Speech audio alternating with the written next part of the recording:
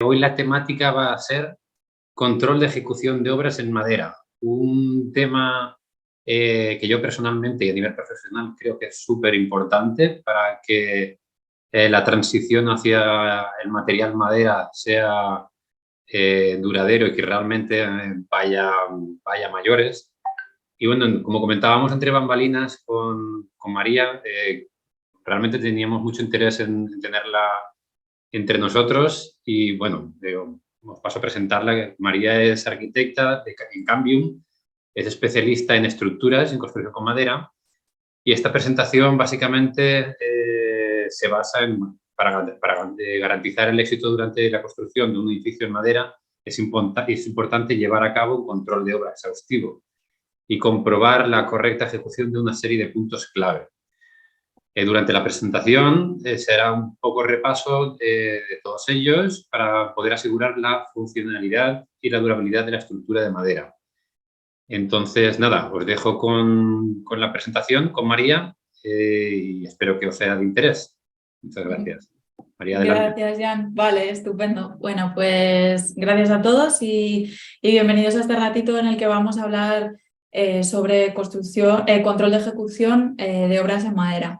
Bueno, como os ha comentado Jan, yo soy arquitecta, estoy especializada en construcción con madera, con lo cual desde el estudio Cambium lo que hacemos es desarrollar proyectos desde el inicio, ¿vale? Desde el contacto inicial con el cliente hasta la dirección de obra. Nosotros no construimos, sino que solo diseñamos y hacemos toda esa transición.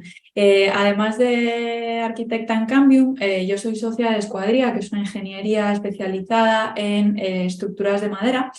Y desde ahí también damos soporte a otros estudios de arquitectura, a constructoras y demás agentes de la construcción para poder hacer realidad esos proyectos en madera, ¿no? Pasar de esa fase de proyecto básico a proyecto de ejecución y luego, pues si lo necesitan en algunos proyectos en los que estemos cerca, nosotros estamos en Galicia, con lo cual pues la parte de más control de ejecución de obra, ese seguimiento de la obra en madera, solo la podemos realizar por cuestiones obvias desde aquí. Entonces, bueno, ya no me enrollo más con mi presentación y vamos con el tema de hoy, ¿no? Antes de hablar sobre qué puntos hay que controlar en obra, vamos a hablar un poquito de cómo debe llegar esa documentación o ese proyecto antes de la obra, ¿no? Todo ese trabajo previo que hay que realizar antes de poder ejecutar un edificio en madera.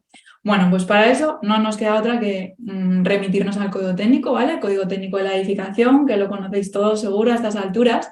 Y en uno de los primeros documentos, ¿vale? En la parte 1 de código técnico, en el capítulo 2, condiciones técnicas y administrativas, artículo 6, condiciones de proyecto, nos dice concretamente que tenemos un documento que es legal, ¿vale? Que es el proyecto de arquitectura, que nos tiene que describir el edificio, ¿vale? El proyecto describe el edificio completamente y las horas de ejecución con el detalle suficiente para que se puedan tanto valorar económicamente como interpretar para su correcta ejecución, ¿vale? Entonces, realmente esa fase inicial no nos la podemos saltar, ¿no? Nosotros en el estudio de arquitectura vamos a recibir a nuestros clientes, a los promotores del proyecto en madera. Vamos a realizar con ellos un anteproyecto con una serie de necesidades, ¿no? Que nos van a trasladar. Con ese anteproyecto y proyecto básico lo que vamos a conseguir desarrollar es un proyecto de ejecución, que es digamos que la documentación gráfica, memorias, mediciones, etcétera, para que ese proyecto pueda ejecutarse. Y hay un punto que en realidad no solemos saltar, que va entre el proyecto de ejecución, ¿vale? En el momento en el que nosotros hemos finalizado toda la documentación de proyecto de ejecución, la hemos mandado al colegio de arquitectos a avisar y pasamos a la ejecución de la obra. Ahí hay un periodo de tiempo que es previo ahora en el que tenemos que garantizar que toda esa documentación esté ok.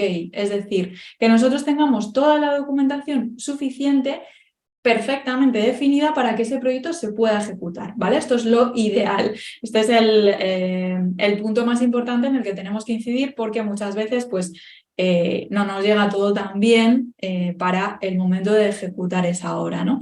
Entonces, ¿qué cosas tenemos que tener en cuenta en esa fase previa a obra para que el proyecto vaya bien? Bueno, pues en primer lugar, aparte de toda esa documentación de proyecto que hemos hablado, pues deberíamos pensar bien o hablar con nuestros promotores si se va a prefabricar, tanto con los promotores como con la entidad, la constructora o el conjunto de empresas que van a construir, van a edificar ese edificio, ¿no? Entonces, con madera, cuando hablamos de trabajar con madera, podemos beneficiarnos de la prefabricación, ¿vale? De construir un edificio antes en un taller, en unas condiciones controladas, pero fuera de su ubicación final. Con lo cual, lo que vamos a hacer es ensamblar ese edificio por partes que luego se van a trasladar y se van a transportar a obra. ¿Qué ganamos con esto? Bueno, pues esto es una de las características que más están ayudando a la construcción con madera, a que se pueda construir más rápido, más fácil, etcétera, ¿no? Entonces, por un lado nos va a proporcionar más precisión, más calidad y más seguridad en la obra, porque vamos a controlar muy bien el proceso. También, como estamos montando en taller algunas partes, vamos a conseguir unas condiciones de trabajo que sean óptimas. Es decir, no estamos pendientes de que mañana va a llover, de que tenemos un tiempo demasiado complicado, pues con tormentas, con incluso demasiado calor, ¿no? En estos meses que se nos vienen ahora, para estar trabajando en obra. Entonces eso en un ambiente controlado como puede ser el taller no lo tienes. Esto nos va a permitir también reducir ejecución, ¿no? Tiempos de ejecución. Sí, obviamente, todo ese trabajo previo de planificación y después de coordinación en obra de los distintos oficios son los adecuados, ¿no? Y pues tenemos un contra que viene derivado de estos pros que hemos hablado, que es que realmente necesitamos hacer ese trabajo previo de planificación y diseño que va a condicionarnos la estrategia en obra, ¿no? Y el diseño de la estructura. Entonces, si se va a prefabricar, esto hay que tenerlo en cuenta antes de meterse en la obra. De hecho, igual lo ideal sería antes incluso en el momento en el que estamos trabajando en ese proyecto de ejecución. Entonces, ¿qué más cosas tenemos que tener en cuenta? Pues las condiciones de contorno, cómo vamos a acceder a la obra, ¿vale? Es una parcela a la que se puede acceder fácilmente, puede llegar un tráiler sin problema con nuestros materiales. Ya no estoy hablando de prefabricación, sino por ejemplo de un edificio de CLT, ¿vale? Los paneles de CLT de madera contralaminada son paneles grandes, que tienen que llegar a obra en un transporte específico, ¿no? Entonces tenemos que asegurarnos de que ese camión puede llegar a obra. Si no, pues habrá que ver la forma de hacerlo, ¿no? También, ¿qué más tenemos que ver? Pues si tenemos espacio para copiar materiales, porque muchas veces pues, llega todo ese material a obra, tenemos que disponer de un espacio grande para organizarnos porque no viene perfectamente ordenado en el mismo modo en el que se va a montar. Entonces tenemos que buscar las piezas, organizarlas, etc. Hay veces que en la parcela tenemos ese espacio, con lo cual ahí pues no hay mayor problema. Pero si no lo hay, pues por ejemplo, nosotros hemos trabajado alguna vez en el casco histórico de Santiago. Eso es una locura de organización porque no podemos estar ocupando las calles durante mucho tiempo. Entonces, lo que se hace es que se realiza ese acopio en una nave de la constructora más lejana, se organiza en función de los distintos tajos, ¿no? De los distintos paneles que se van a montar en ese momento y se trasladan ahí.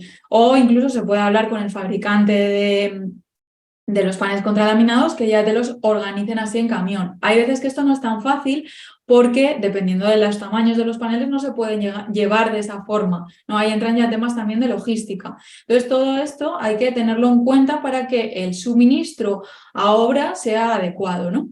Y por último, en cuanto al tema de las condiciones de contorno, tendríamos que tener también claro que estamos trabajando con la precisión adecuada. Nosotros cuando trabajamos con madera, después lo vamos a hablar otra vez, estamos trabajando con precisión de milímetros, ¿no? Entonces, si por ejemplo estamos trabajando en una obra nueva, eso está resuelto, ¿no? Porque trabajas como con un lienzo en blanco, entonces te adaptas a las dimensiones.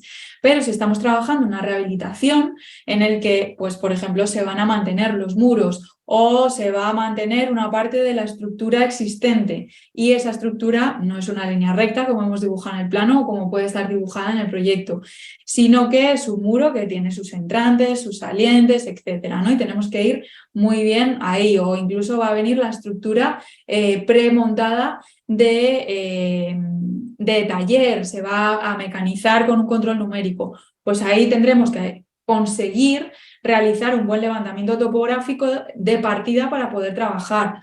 Lo lógico, pues sería haberlo realizado en el proyecto para que toda esa documentación que hemos desarrollado de proyecto vaya ya adecuadamente definida. Si no, pues ese trabajo habría que hacerlo de forma previa a obra para confirmar que toda la documentación que hemos generado en proyecto se adecúa y todas esas dimensiones de las piezas son adecuadas a lo que nosotros nos vamos a encontrar luego en obra, ¿no? Entonces eso es importante. Ahora, bueno, digamos que el flujo de trabajo en estos últimos años ha cambiado un poquito, ¿no? Ya no trabajamos tanto en 2D, sino que hay muchos estudios de arquitectura que trabajan en 3D y se puede trabajar en distintas formas, ¿no? En general tenemos el formato BIM, que pues tenemos distintas herramientas disponibles en el mercado que lo que nos permiten es realizar un gemelo digital de nuestro edificio, incluyendo todo, incluyendo arquitectura, incluyendo estructura, instalaciones, etcétera, ¿no?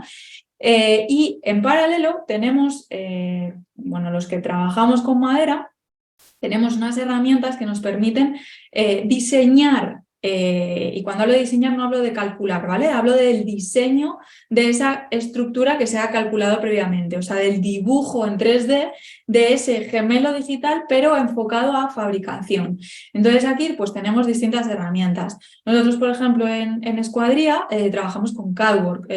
Los proyectos que desarrollamos en Cambium con madera, todos cuando ya hemos calculado la estructura de madera, van diseñados en CADWork. Bueno, aquí estáis viendo una de las imágenes de una vivienda que estamos casi terminando en estas semanas, ¿no? Es un edificio, una vivienda unifamiliar en CLT que hemos modelizado completamente en CADWork. Hay otras herramientas que tienen como el mismo uso, digamos, ¿no? Tenemos SEMA y tenemos Vertex. ¿En qué nos ayudan estas herramientas o en qué se diferencian también del BIM? Bueno, pues el BIM es complementario a CADWork, ¿vale? CADWork lo que nos permite es dibujar la estructura de madera, va enfocado a fabricación, ¿vale? Luego este modelo 3D se le manda a la empresa que va a fabricar, pues en este caso serían los paneles de CLT y ellos ya saben perfectamente pues, las dimensiones que tiene que tener cada uno, dónde están las juntas, etc. Ese modelo de CADWork se puede exportar a IFC para que en el estudio de arquitectura se pueda incorporar a ese BIM completo, ¿vale? A ese modelo 3D completo del edificio. Entonces, esto nos va a permitir pues, generar toda la documentación necesaria para esa fabricación y montaje de la estructura. Esto en madera es básico porque estas herramientas al final nos están facilitando la vida. Es verdad que necesitan mucho trabajo previo. No es un proyecto de arquitectura básico, cuando me refiero a básico no me estoy refiriendo a básico y ejecución, sino que hay que meterse a definir detalles, ¿vale? Aquí ya estamos viendo cómo se van a construir las piezas, dónde va apoyada una de otra. Eso en un IFC no es fácil de ver, ¿vale? O sea, estás viendo el 3D en el IFC, pero lo único que te permite dar ese paso a la fabricación es este tipo de modelos, ¿vale? Son modelos ya enfocados a la fabricación con madera. Entonces, de este modelo 3D, ¿qué se puede hacer? Bueno, pues nosotros podemos mandarlo a la empresa a fabricación de esa estructura.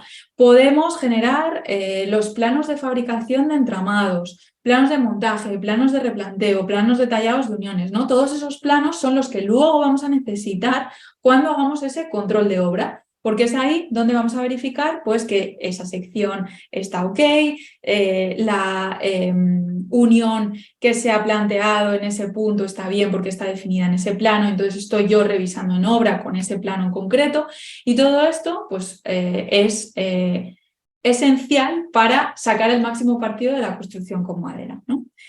¿Qué hay que hacer? Ya hemos pasado antes de que llegue la madera a obra, ¿vale? Esta fase previa ya la hemos pasado, ahora estamos en el momento de antes de que llegue esa madera a obra. Bueno, pues ahí lo que tenemos que hacer es comprobar que los planos de estructuras y la documentación de montaje estén adecuadas. Primero que estén y luego que se hayan definido pues, todos los detalles necesarios para el montaje, que estén los materiales que vamos a utilizar, las escuadrías de las piezas, las dimensiones de las piezas, el espesor de los paneles si estamos trabajando en CLT, la composición de los paneles es muy importante, no es lo mismo meter un panel de 143 capas que de 145 capas, porque su funcionamiento estructural es distinto, con lo cual si el estructurista nos dijo que había que colocar un panel de determinada composición, con un determinado número de capas, eso tiene que estar definido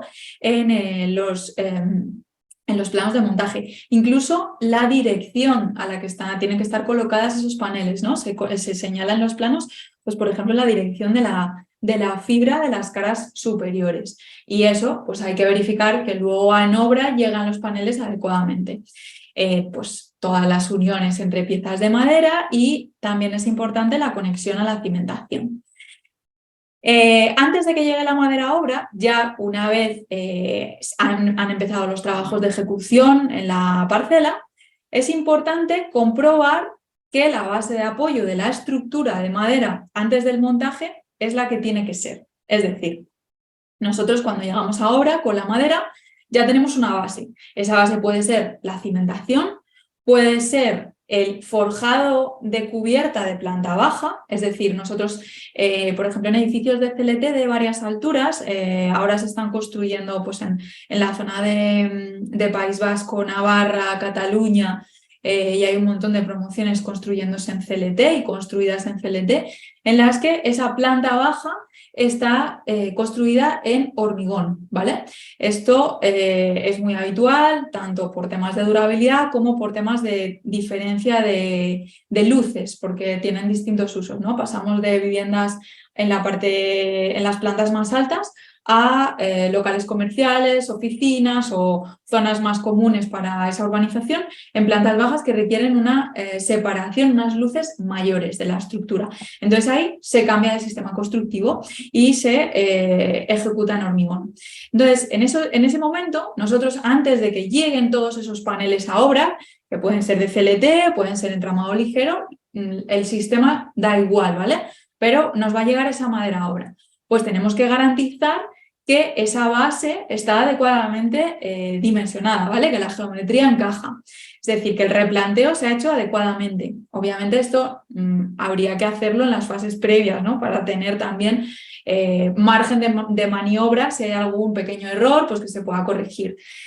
Importante también la planeidad, ¿vale? O sea, nosotros vamos a ir con un panel de madera que está perfectamente cortado y diseñado al milímetro, ¿vale? De nuevo, os vuelvo a hablar a comentar que con madera nosotros trabajamos en milímetros, tenemos mucha precisión. Sin embargo, con el hormigón vamos a trabajar en centímetros porque en los materiales se trabajan de forma diferente. Entonces ahí es importante garantizar una buena planeidad para que la estructura apoye correctamente tal y como se había pensado en proyecto, ¿no? También es importante verificar los niveles, ¿no? Si tiene que haber alguna zona perfectamente horizontal que esté horizontal, etcétera, ¿no? Para que en el momento en el que esos paneles, como veis en las imágenes, llegan a obra, se puedan colocar bien, ¿vale? Esto quedaoslo en la cabeza porque es uno de los puntos que más quebraderos de cabeza dan justo en el momento de empezar a montar la estructura de madera. Porque ya os digo que la madera y el hormigón son dos mundos completamente distintos. Entonces, en madera estamos acostumbrados a milímetros. De hecho, cuando nosotros diseñamos proyectos, los planos de estructura ya van en milímetros para que no haya ningún error, esté todo bien definido y tal. En el hormigón siempre hablamos un muro de 20, un muro de 25. Ahí veis un poco la diferencia, ¿no? Entonces hay que explicar a la empresa que va a construir pues que tiene que garantizar una calidad adecuada en la finalización de esos trabajos de hormigón, ¿no? Hay veces que se suelen utilizar otras estrategias, por ejemplo, en la ejecución de CLT, como necesitamos esa base tan horizontal, con el hormigón de base a veces es difícil resolverlo, entonces esto lo hemos utilizado en algunos proyectos, que es incorporar una base como de unos 3 centímetros de espesor, que es una capa de mortero de regularización. Se hace con un mortero especial después de haber ejecutado la estructura de hormigón y lo que nos permite es que eso es un mortero sin retracción, entonces permite hacer una superficie completamente plana, ¿no? Y sobre el que se va a colocar ese muro de CLT. Esto no se puede hacer después si no se había contado antes, porque al final tenemos ahí una diferencia, ¿no? Un pequeño salto de unos 3 centímetros para igualar luego que nos coincidan las alturas, etcétera, ¿no? Entonces, por eso ya os digo que estas cosas es importante preverlas desde fases iniciales, antes incluso de ejecutar los paneles, ¿no? Oye, este panel tiene que ir 3 centímetros más corto, más largo, estas cosas, ¿vale? Es importante hacer esa reflexión. En el momento de la llegada de la madera a la obra, tenemos que garantizar un tema importante, que es que la madera tiene que estar lo más protegida de la humedad posible, ¿vale? El objetivo es que esa madera, esas piezas, vigas de madera, forjados, paneles, lo que sea, queden almacenados en la misma clase de uso para la que fueron diseñados, ¿vale? Es decir, si nosotros estamos diseñando, trayendo ahora paneles que van a estar protegidos del agua, clase de uso 1, clase de uso 2, no podemos colocarlos pegados al terreno en contacto directo con la humedad del suelo, porque estaríamos en una clase de uso 4 en ese caso, ¿vale? O en una clase de uso 3-2 si se les está lloviendo durante meses ahí. Bueno, pues eso es importante que lo evitemos en la medida de lo posible. Entonces, el almacenaje debe ser bajo cubierta, si es posible, y ventilado. El acopio debe ser horizontal y en capas que estén separadas por rastreles y elevadas del suelo, de nuevo para que esa humedad del terreno no la absorba la madera por capilaridad y no empecemos a generar diferencias de humedad muy grandes que puedan derivar en posibles patologías futuras, ¿vale? Importante también que al exterior la madera debe permanecer durante poco tiempo. No pasa nada si, por ejemplo, estamos montando una estructura de CLT y llueve un día o un par de días. No pasa nada porque esa madera se puede secar, ¿vale? Pero lo que es importante es que pues, la obra sea ágil y los trabajos se vayan desarrollando adecuadamente para que pues, no tengamos la obra muerta durante meses, ¿no? En cuanto a la recepción de vigas, madera serrada o laminada, muchas veces llegan a obra con sus propios paquetes de plástico que nos suministra el fabricante o bajo lonas impermeables, ¿vale? Pues esto lo podemos mantener así tal cual, se dejan levantados del suelo con unos rastreles y se mantienen esos paquetes de plástico que nos habían suministrado, ¿vale? Entonces eso es importante para la llegada de madera a la obra.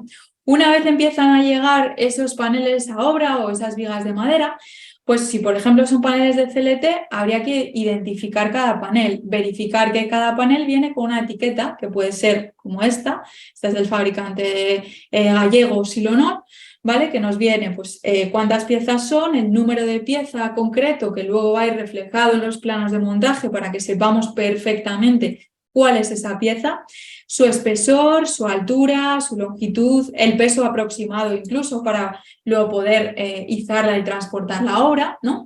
Y podemos también comprobar el contenido de humedad en la madera con un silhigrómetro y con un termómetro, ¿vale? Con eso verificamos que las condiciones de suministro son las adecuadas, ¿no? En este caso, pues estáis viendo de una humedad del 14,5%, estamos perfectamente dentro del rango, perfecto, ¿vale? Se podrían colocar. Vamos a dar un siguiente paso. Ya está la madera en la obra, empezamos a montar. Vamos con uno de los puntos más críticos de la construcción con madera, ¿vale? Y de la ejecución con madera, luego de controlar que eso esté adecuadamente definido, que es cómo arranca la madera, cómo es ese apoyo de la madera sobre la cimentación o sobre ese elemento de hormigón armado. Bueno, pues es importante que esté bien protegida frente a la humedad que nos va a subir o del terreno o de la cimentación. Entonces, para eso tenemos distintas estrategias que podemos seguir. Bueno, pues en primer lugar podemos hacer una separación física de la madera con el hormigón con un murete, un pequeño murete que levante un poquitín, que nos ayude a separar ese muro de CLT de la estructura de hormigón.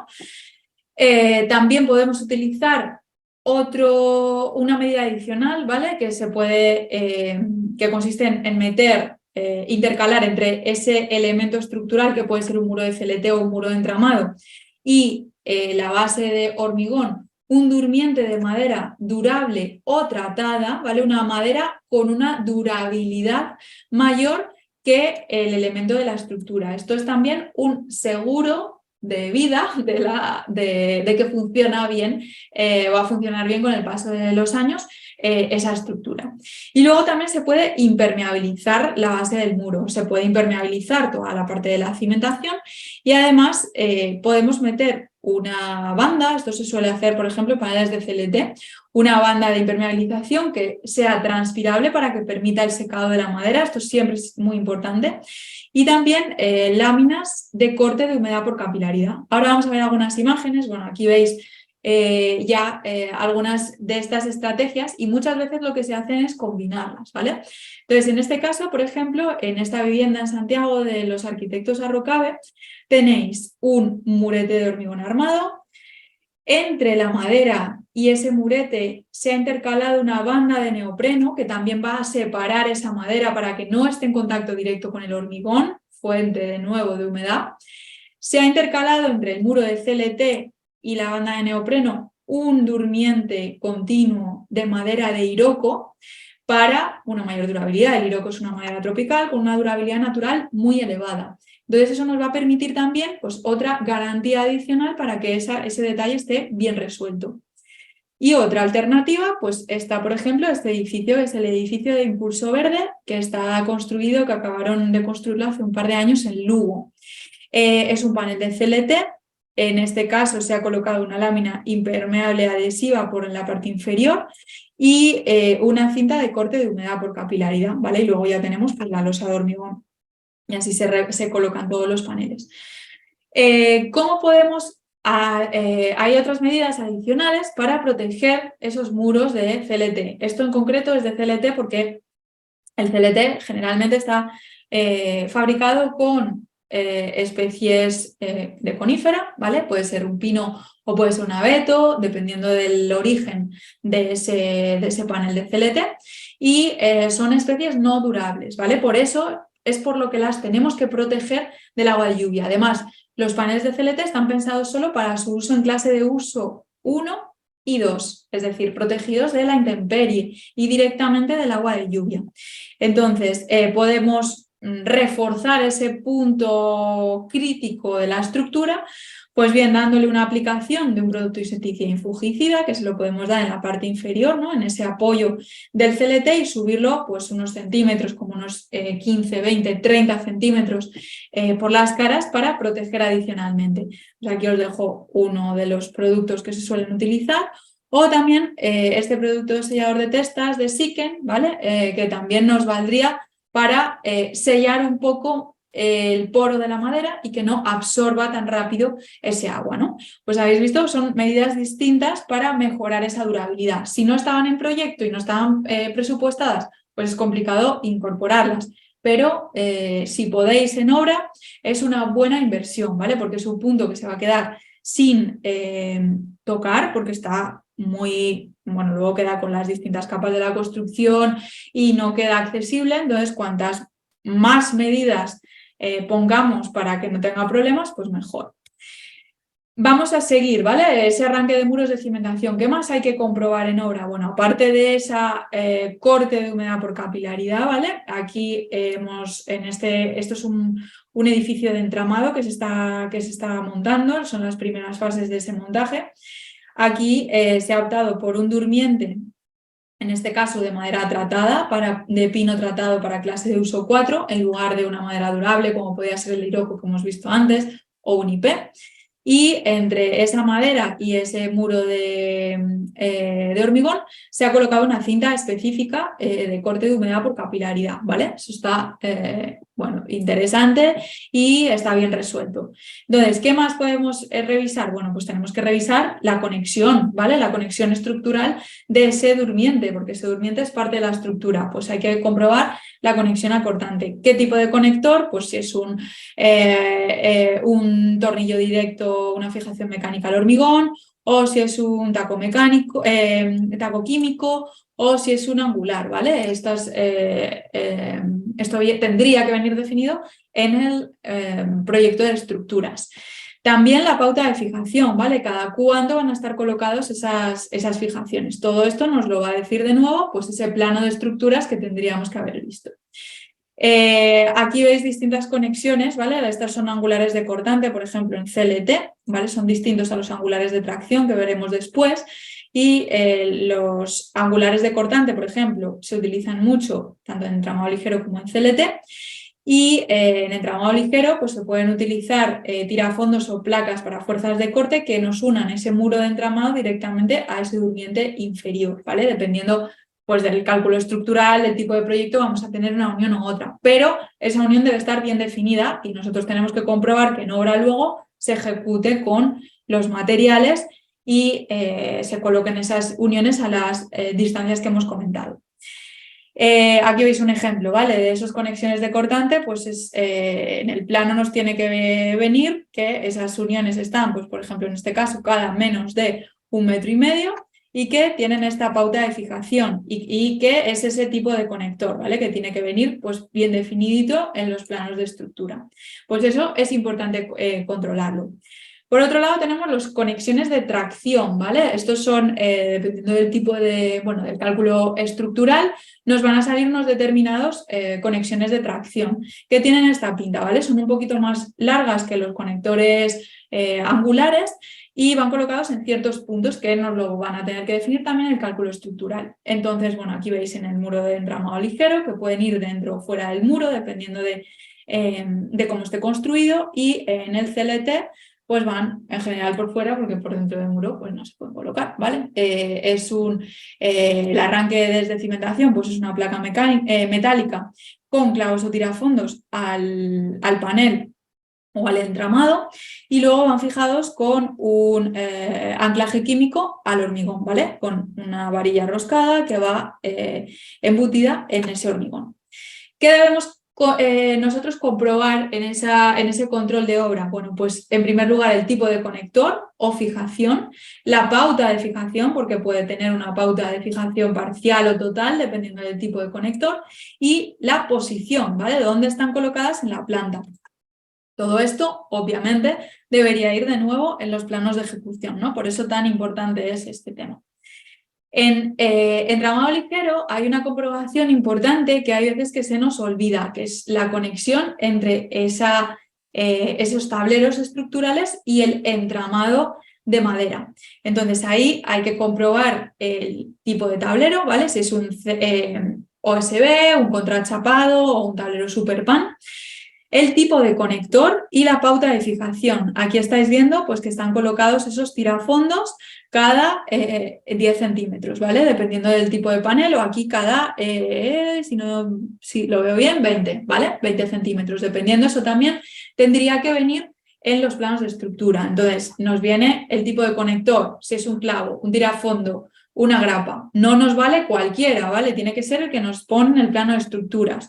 Que donde, por ejemplo, en entramado ligero, cuando nos coinciden dos tableros en el mismo montante, pues que lo ideal sería que esas fijaciones nos vayan al tresbolillo, ¿vale? Si tenemos espacio, si tenemos un montante muy pequeñito. La pauta de fijación, pues esa viene definida en los planos estructurales, pero también viene reglamentada en el código técnico. Nos dice en el código técnico que esa separación no puede superar 150 milímetros para clavos y 200 milímetros en tirafondos en el perímetro de ese panel. Y en los conectores del montante central no puede ser máximo, no puede superar los 30 centímetros, ¿vale? Entonces, si en los planos de estructura nos vienen dimensiones más pequeñas, es más restrictivo, obviamente, el plano de estructuras, entonces hay que mirarlo, ¿vale? Si no viene nada, pues tendríamos que hacer la consulta al proyectista o a la persona que haya calculado esa estructura. La posición de los tableros también es importante. Primero, si están por una o dos caras, eso también depende del cálculo estructural. Si necesitan más resistencia, necesitamos dos tableros. Si solo necesitamos una resistencia determinada, pues nos valdría con solo uno. Pero es importante que esos tableros estén todos unidos en el perímetro al entramado de madera. Entonces, lo habitual es que nos vengan así, ¿vale? En vertical.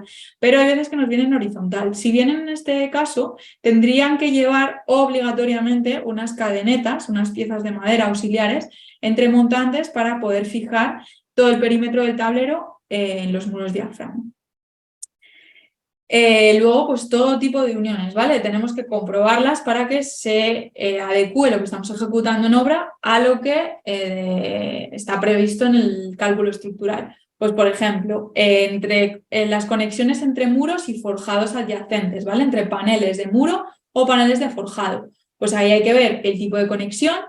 Pues nos va a venir en los planos algo así como tirafondo de rosca parcial de diámetro 8, longitud 100, cada 200 milímetros, ¿vale? Pues tenemos que ver que ese tirafondo es el que es, que tiene la longitud que tiene que tener y que están colocados a la distancia adecuada.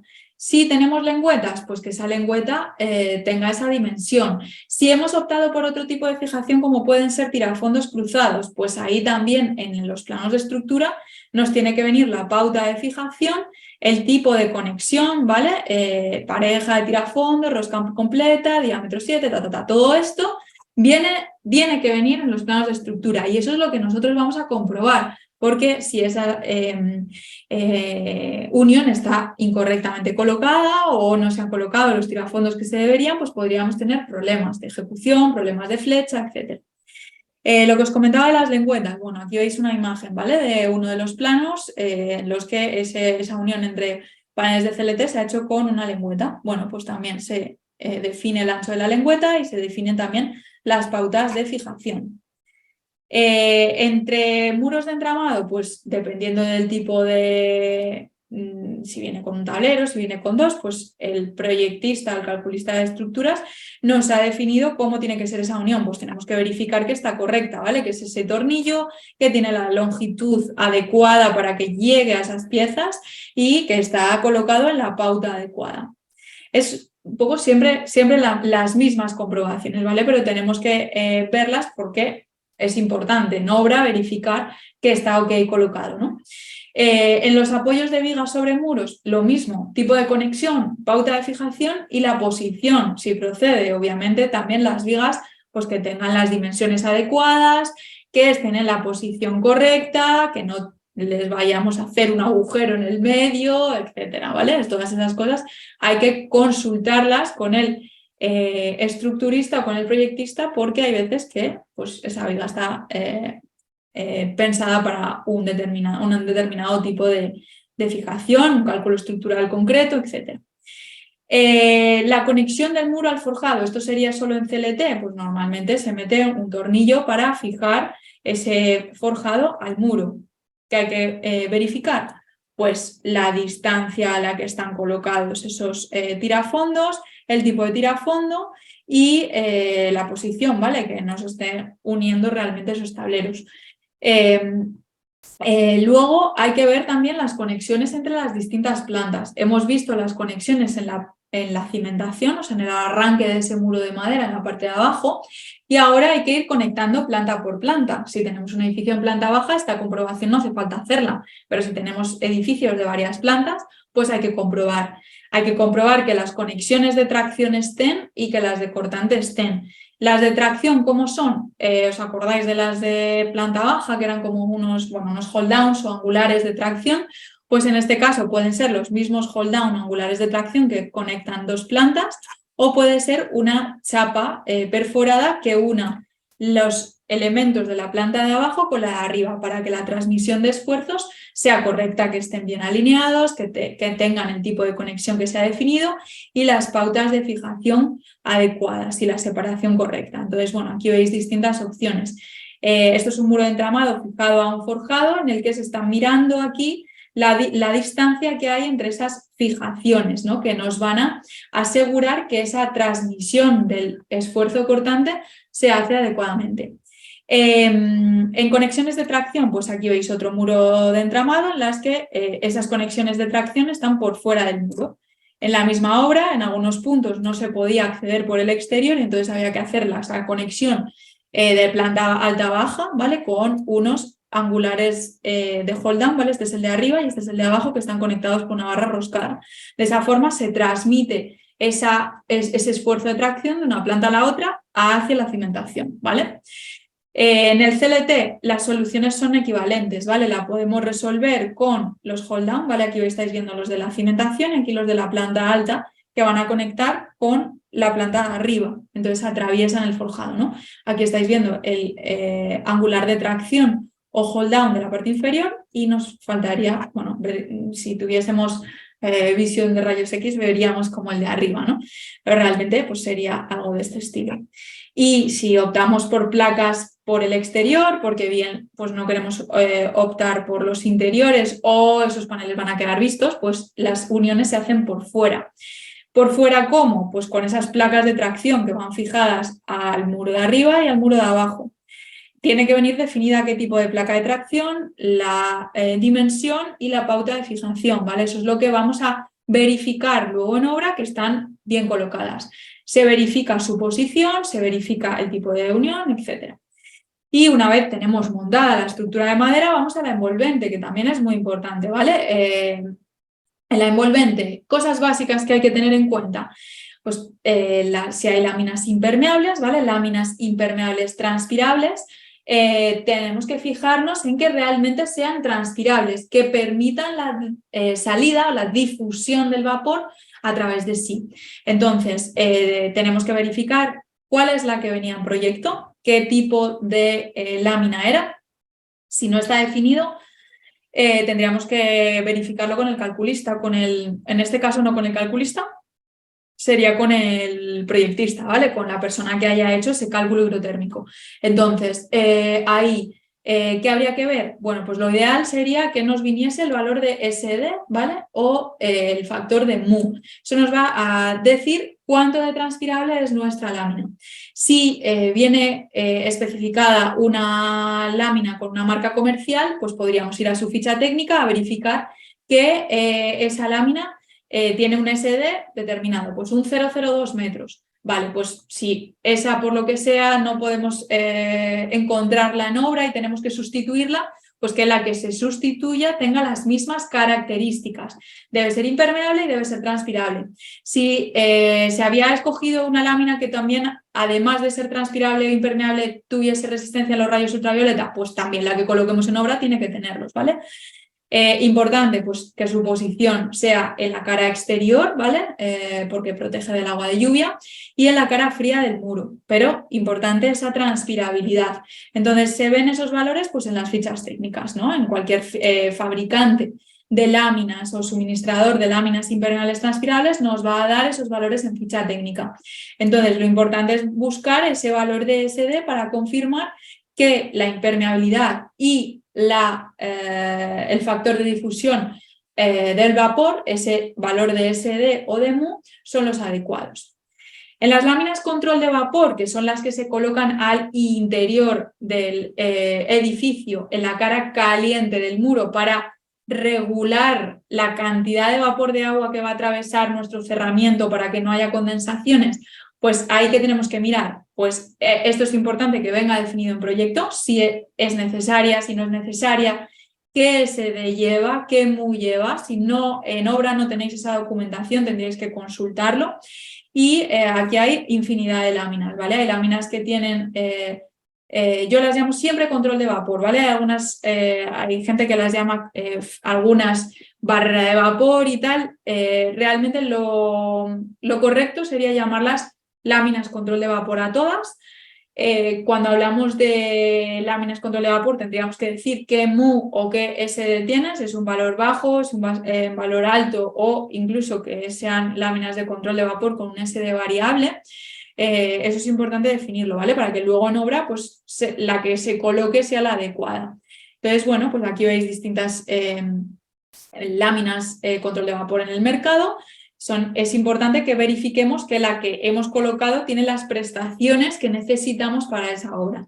Entonces, ¿qué comprobamos cuando llega la lámina control de vapor? Pues la idoneidad y compatibilidad del producto entre con lo que se esperaba en proyecto. Si colocamos una equivalente porque no encontramos esa lámina que estaba prescrita, pues habría que contrastar ficha técnica. Seguir indicaciones de colocación del fabricante, esto es súper importante, y que los solapes estén bien encintados. De nada sirve colocar una lámina y no encintarla, ¿vale? Dejar todos los solapes abiertos, porque por ahí se nos mete el aire con el vapor de agua que tenemos en el interior. Entonces es importante verificar todas estas cosas.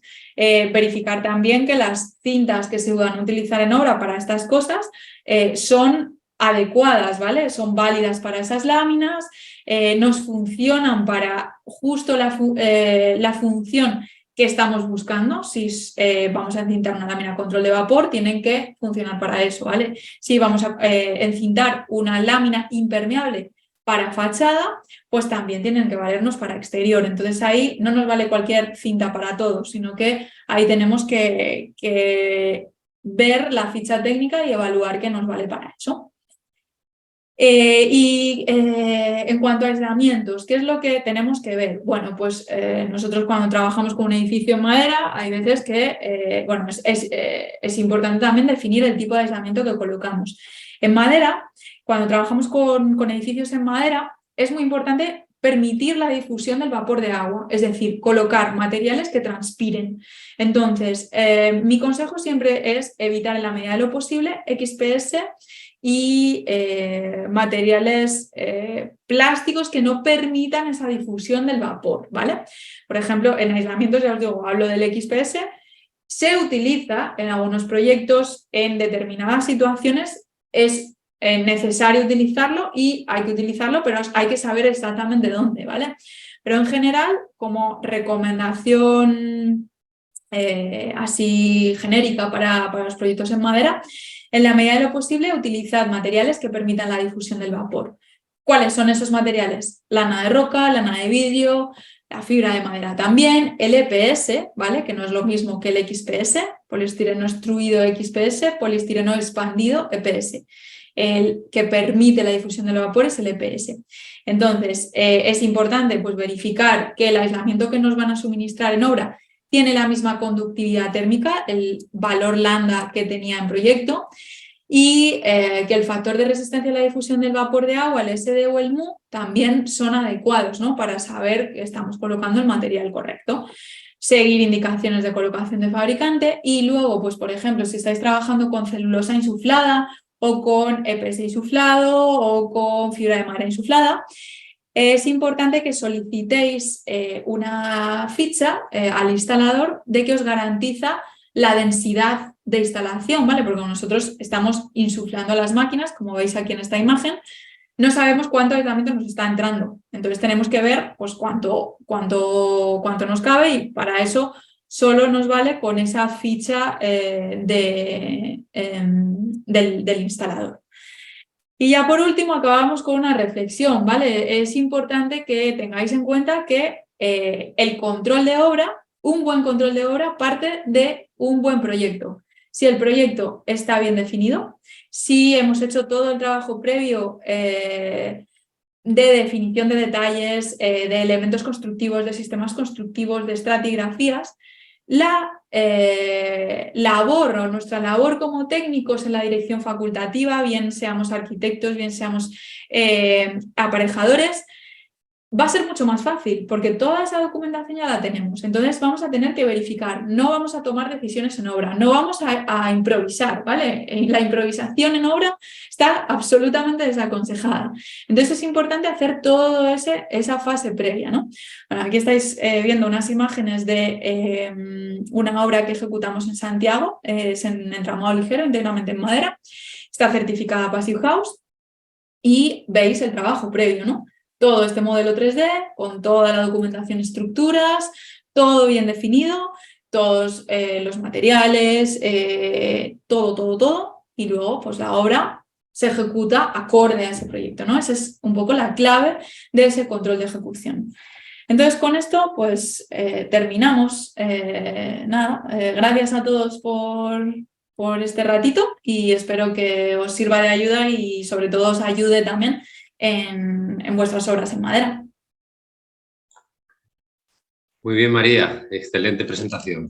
La verdad es Gracias. que siempre hay que hacer hincapié en esa transición del proyecto a la obra, y el control de calidad, como decíamos, es básico, es clave para la garantía de que la transición a este tipo de técnicas constructivas que venga para quedarse. Yo te quería preguntar una cosita que no sé si lo has comentado en algún punto. Los anclajes que hacéis, por ejemplo, del CLT o del entramado ligero hacia la sobrecimentación, cuando pasa, por ejemplo, por algún mástico, EPDM, etcétera, para asegurar que ese pinchazo está bien, es estanco, ¿lo ponéis doble? ¿Le ponéis algún tipo de emulsión? ¿O cómo os aseguráis de que ahí no se pierde estanqueidad o impermeabilización? Sí, pues mira, es una pregunta interesante porque de hecho también nos ocurre en fachadas. Cuando, por ejemplo, atornillamos en una fachada un rastrel y estás haciendo el agujero en la lámina impermeable, existen cintas, suelen ser cintas de sellado, cintas punto clavo, que lo que hacen es que cierran ese hueco, ¿no? Entonces se colocan antes de la fijación y en el momento en el que vas a hacer la fijación, cierran y sellan perfectamente ese punto. Entonces existen ese tipo de cosas y existen en formato lámina, también se podrían utilizar en emulsiones y demás. Es verdad que yo he insistido mucho en el punto de arranque, ¿no?, del edificio con el terreno porque es un punto básico, pero es verdad que también hay que acompañar de cómo se está ejecutando el resto, o sea, si ese edificio está un poquito levantado del suelo, si hemos hecho la lámina impermeable adecuadamente y entonces pues tenemos unos 15-30 centímetros de margen hasta el suelo y el agua no nos va a llegar ahí, ¿no? Entonces, al final este tipo de medidas son como, que se pueden utilizar varias, una adicionalmente a la otra, ¿no?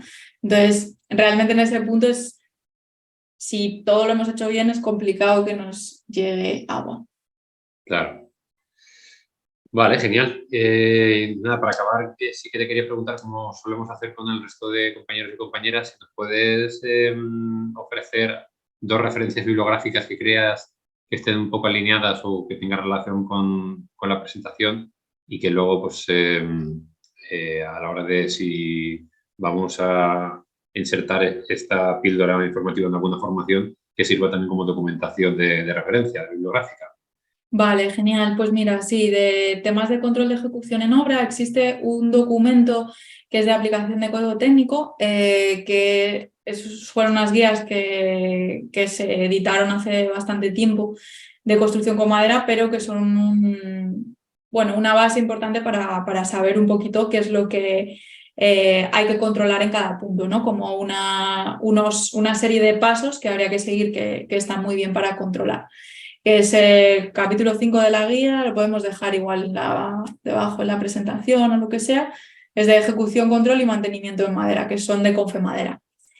Y luego, esto siempre lo recomiendo porque es una fuente de información súper interesante, que es iTeam.